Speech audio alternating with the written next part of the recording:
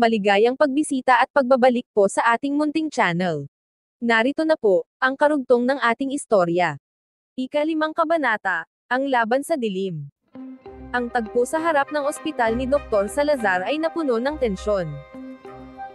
Ang mga residente, may hawak na gulok, sulo, at anting-anting, ay nakatingin sa anino ng halimaw na bumabalot kay Dr. Salazar. Sa kabila ng takot na sumisiksik sa kanilang dibdib, sila ay nanindigan. Hindi na siya makakapaminsala pa.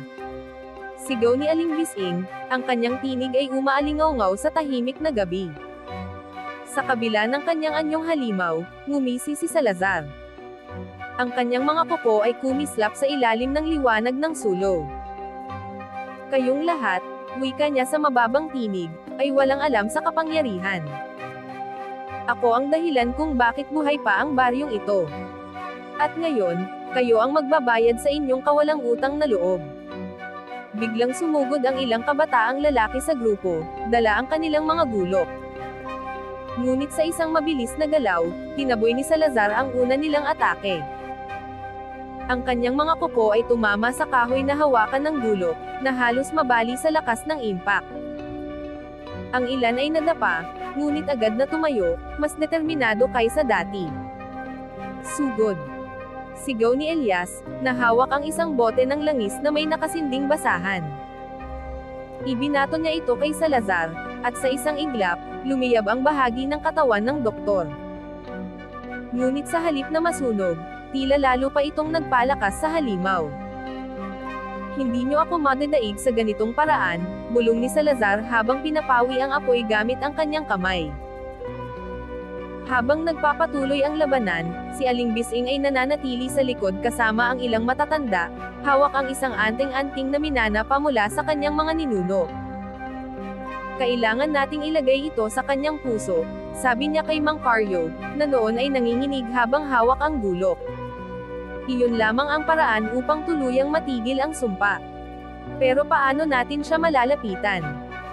Tanong ni Carlo, ang kanyang mga mata ay puno ng takot. Ako na ang bahala, sagot ni Elias, na tila nakahanap ng bagong lakas. Kailangan lang ninyo akong suportahan. Samantala, si Salazar ay tila unti-unting napapaligiran ng mga residente. Ang kanyang katawan ay puno na ng mga sugat, ngunit ang kanyang halakhak ay nananatili. Huwag kayong magpalinlang, sigaw ni Elias. Hindi siya immortal. May paraan para matalo siya. Sa isang pagkakataon, nagawang masugatan ni Elias ang binti ni Salazar gamit ang kanyang gulok. Napasigaw ang doktor sa sakit, at bumagsak ito sa sahig. Agad namang tumakbo si Aling Bising papalapit, dala ang anting-anting. Ito ang katapusan mo, Salazar. Sigaw niya habang itinutulak ang anting-anting papunta sa dibdib ng halimaw. Ngunit bago ito tuluyang tumama, naglabas si Salazar ng matinding sigaw, at isang malakas na puwersa ang tumama sa lahat ng tao sa paligid. Nagkahiwa-hiwalay ang mga residente, at ang ilan ay nawalan ng malay. Sa gitna ng kaguluhan, naglaho si Salazar sa dilim. Sa umaga, ang baryo ay napuno ng katahimikan.